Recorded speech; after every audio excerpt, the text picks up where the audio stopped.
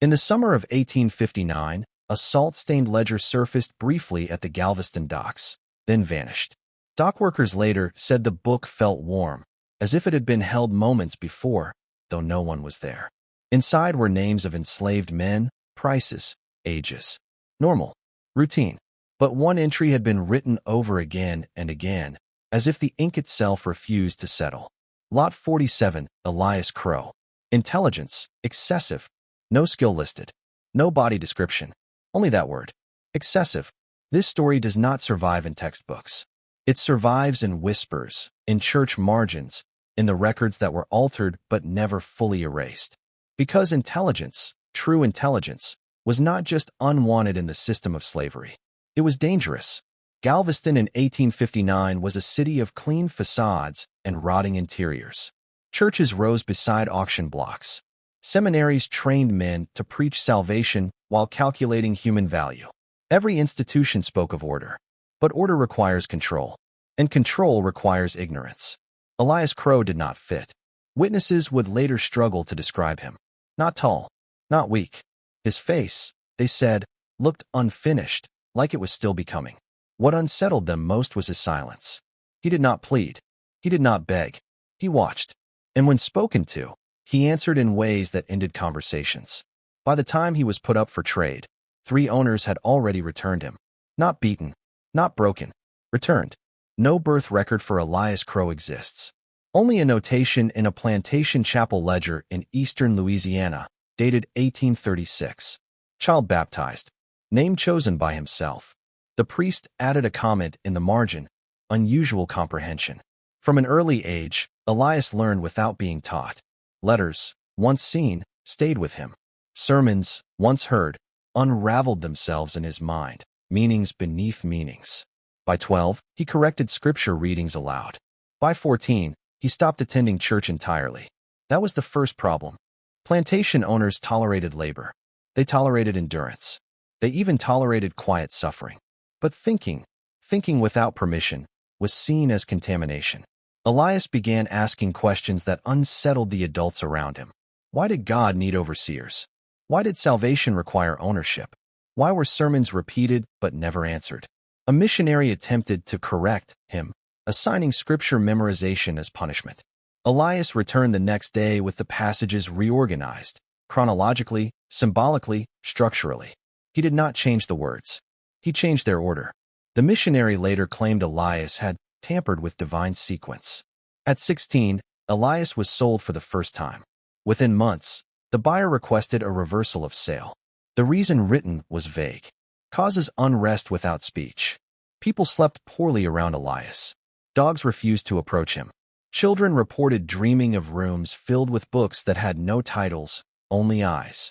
By the time Elias reached Galveston, his reputation preceded him, but never accurately. Intelligence had become rumor. Rumor had become threat. And threats, in 1859, were not debated. They were erased. The Galveston auction yard was built for efficiency. Shade for buyers. Open sun for the enslaved. A raised platform where human lives were reduced to inventory. On August 11, 1859, the yard was full. Lot 47 was brought out last. Elias did not resist. He walked with measured steps, his eyes scanning not faces, but structures. The beams. The pulpit-like platform. The angles of the crowd. Observers later said it felt like he was measuring the place itself. The auctioneer began the call. No bids. A pause. A cough. The auctioneer tried again, offering a reduced price. Still nothing. Buyers shifted uncomfortably. Several had already been warned by clergy and merchants alike. That one listens too closely. One man did raise a hand, briefly. A banker from Houston. The moment Elias looked at him, the banker lowered his arm and left the yard entirely. Witnesses swore Elias smiled, not with his mouth, but with recognition. The auctioneer, flustered, attempted humor. It failed. Sweat gathered. The air felt dense. Even the sea breeze seemed to stall. Finally, a seminary representative stepped forward, not to buy, but to claim. He presented papers stating Elias would be transferred for educational evaluation. That phrase had no legal clarity, but it carried authority. Elias did not protest. As he was led away, he spoke his first recorded sentence at the docks. You fear me because I am not finished thinking. That sentence would not appear in official records, but it would reappear elsewhere. The Street Bartholomew Theological Annex did not appear on public maps. Built inland, it trained clergy in doctrine enforcement, how to preserve belief structures under strain. Elias was brought there under guard. What happened inside survives only through fragmented testimonies. They gave Elias books meant for correction, theology, philosophy, logic. They monitored his responses. He did not argue. He reframed. He connected doctrines across centuries, exposing contradictions not through rebellion, but through obedience taken too far. A supervising rector wrote, "Subject accepts all teachings. Problem arises in what he accepts them into." Elias began predicting sermons before they were written. He identified which passages congregations would resist, which lies were necessary for peace, which truths caused collapse. The seminary staff stopped meeting in groups. Conversations became brief, private. One night, Elias was found seated alone in the chapel, lights extinguished, reciting names of previous rectors, some long dead, some still alive, some never recorded. When asked how he knew them, Elias answered calmly, "Institutions remember even when people forget." That week, 3 staff members resigned. 2 took vows of silence. 1 disappeared entirely. The annex closed without explanation. Elias was listed as transferred, but no destination was given. Elias Crowe was last officially recorded crossing into a coastal Texas settlement that no longer exists on modern maps. Locals later called it Hollow Shore. Census records show inconsistencies after his arrival. Ages reversed. Family lines altered. Children listing grandparents who were not yet born. Church attendance dropped sharply, then stopped. People claimed Elias lived quietly, working where assigned. But at night, lights appeared in buildings long abandoned. People reported waking with new thoughts they could not trace to dreams or sermons. Not rebellion. Awareness. Within a year, Hollow Shore dissolved. Residents relocated. Records were sealed due to environmental instability. But one artifact remained. A weather-worn ledger page, recovered decades later, bearing a familiar entry rewritten until the paper nearly tore. Lot 47, Elias Crowe. Status, uncontained. There is no grave for Elias Crowe. No confirmed death. Only institutions that changed after him. And perhaps that was the true horror. Not that he suffered, but that he understood. In 1861, 2 years after Elias Crowe vanished from official custody, letters began arriving at county offices across Texas and Louisiana. They bore no return address, no signature, no seal, but they all shared the same handwriting. Clerks described it as overly precise, each letter shaped as if measured against invisible rules. The letters did not make demands. They asked questions, administrative questions, questions that exposed weaknesses in legal definitions. Who determines ownership of thought? If a man obeys all laws, but believes none, is he compliant? Can an institution sin if it has no soul? The letters referenced internal policies, seminary protocols, auction regulations, even private church correspondence. Information that should have been inaccessible. Attempts to file them failed. Ink bled through folders. Pages stuck together. One clerk claimed the paper became warm when stacked. Most unsettling was a recurring line at the bottom of each letter. "You taught me how to read you." Officials quietly agreed to destroy the letters. Instead, they multiplied. By 1862, entire drawers were filled with unanswered correspondence. One archivist resigned, writing only. The files feel watched. No investigation was opened, because no crime had occurred. Only comprehension. St. Agnes Orphan Home stood 3 miles from where Hollow Shore once existed. In 1863, it took in a single adult laborer under a false name. Records list him simply as E.C. The children changed within weeks. They stopped asking for bedtime prayers, not out of defiance, but because they said the words felt already answered.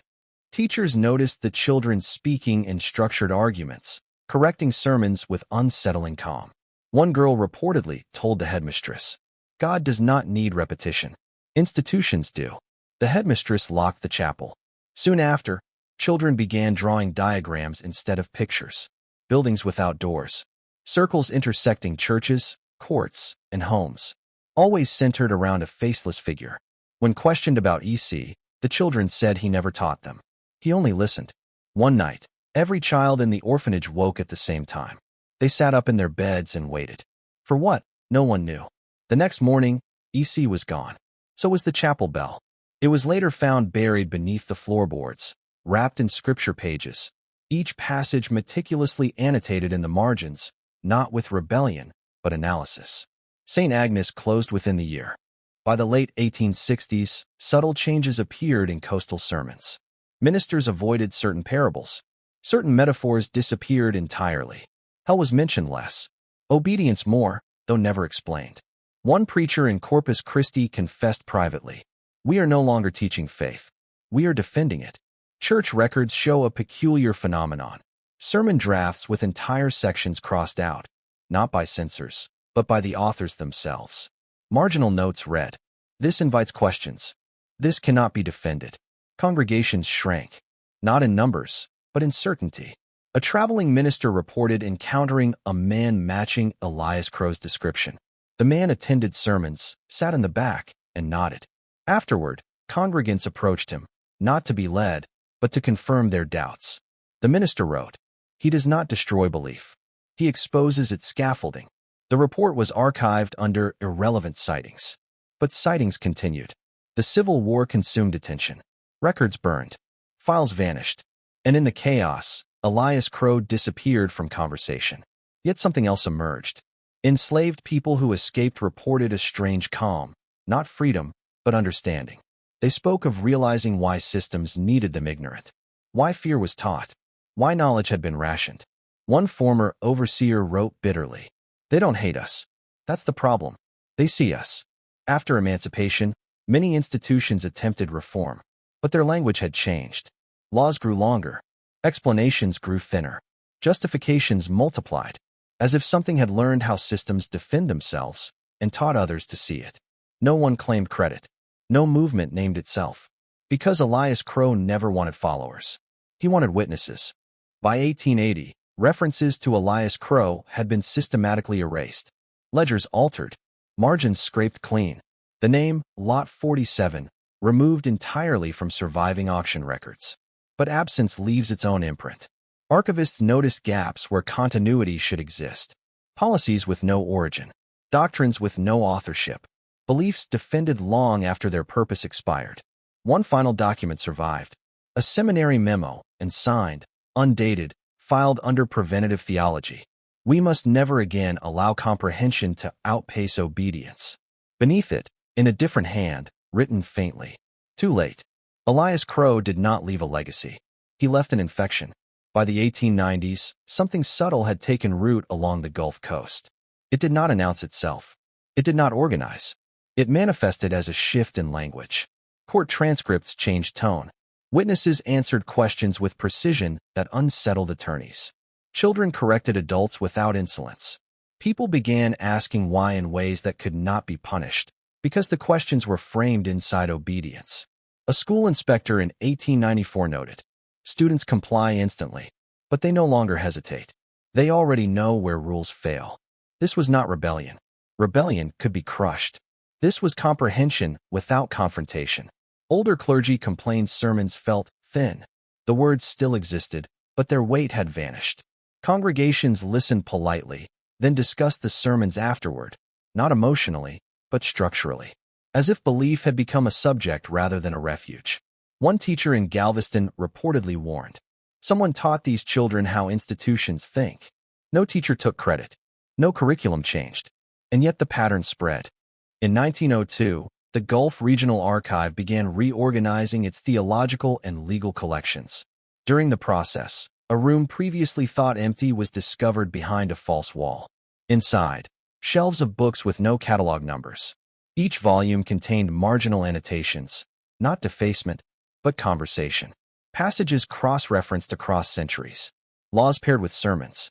Punishments paired with justifications. The handwriting matched the anonymous letters from the 1860s. Before archivists could complete documentation, something inexplicable occurred. The room's door jammed shut from the inside. Keys failed. Hinges resisted force. By the time the wall was dismantled, the room was empty, except for one sentence etched into the desk. Knowledge confined becomes doctrine. The library quietly revised its access policies. Some texts were restricted permanently. Others disappeared entirely. Reports from the early 1900s describe a man seen across decades who did not appear to change. Dock workers, teachers, ministers, always peripheral, always listening. Descriptions matched Elias Crowe, but official inquiries dismissed them as folklore. One journalist attempted to track the sightings. His notes survive. He does not intervene. He attends moments of justification, when people explain why things must remain as they are. In 1911, a preacher confronted the man directly, demanding to know who he was. Witnesses say the man answered, "I am what happens when a system meets someone who listens to it completely." The preacher later abandoned ministry and became a legal clerk. When asked why, he said, "Law at least admits it is constructed." The man was never seen again, or perhaps never noticed again. World War I exposed something Elias had understood long before. Institutions do not require belief. They require participation. Men marched. Orders were followed. Justifications shifted. And people complied, without understanding. After the war, sermons struggled to reconcile obedience with devastation. Faith institutions emphasized mystery. Governments emphasized necessity. And in the margins of letters, journals, and discarded sermons, a familiar phrase began appearing again. "You taught me how to read you." Not attributed, not explained, as if someone had learned the lesson and passed it on quietly. In 1924, a federal archivist compiled an internal report titled Anomalous Intellectual Disruptions, 1850 to 1920. It traced unexplained institutional shifts across decades.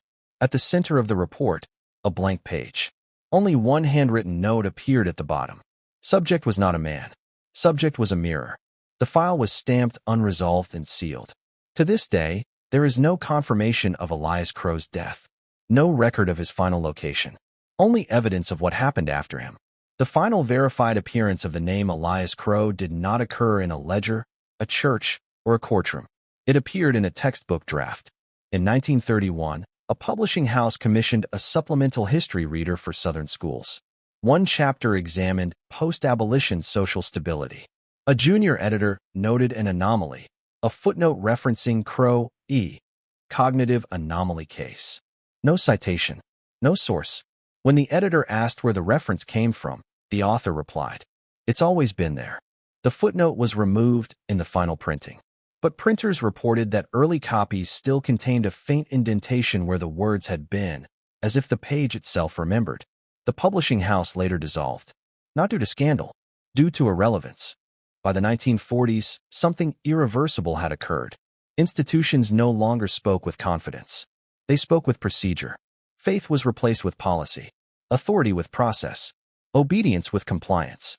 And yet, across schools and seminaries, one unteachable question kept resurfacing, asked not aloud, but internally. Who benefits from me not understanding this? Teachers could not discipline it. Clergy could not answer it. Law could not prohibit it, because it violated nothing. An education reform memo from 1946 states, critical comprehension emerges spontaneously. No identifiable source. No source. No leader. No movement. Just a pattern. Privately, institutions began to acknowledge what they could never say publicly. They had not lost control through violence. They had lost it through clarity. Elias Crowe had revealed something fundamental. Systems survive by remaining unread, by keeping people inside rules without explaining why those rules exist. Once that veil lifts, even slightly, control weakens permanently. A confidential church correspondence from 1948 contains the most honest line ever written about him. He did not free anyone. He made freedom unnecessary. Because once people understood the structure, they no longer needed permission to see it. There is one final theory, buried beneath speculation and myth. That Elias Crowe did not disappear. That he did not die. That he was never meant to be remembered as a person at all. Because Elias Crowe may have been the inevitable result of a system pushed too far, a mind formed entirely by observation, forced to read institutions as survival. Not a prophet, not a rebel, a consequence. And consequences do not vanish. They persist. Every time someone listens instead of believes. Every time a rule is followed but understood. Every time obedience is questioned silently. The final page of the Crowe archive contains no conclusion, only a warning, written by an unknown archivist sometime after 1950. If this file is being read, the subject has already succeeded. There is no call to action, no moral resolution, because this story was never about justice. It was about comprehension, and once comprehension occurs, there is no return. Elias Crowe was not the most intelligent man ever traded in Galveston. He was the moment intelligence became uncontainable.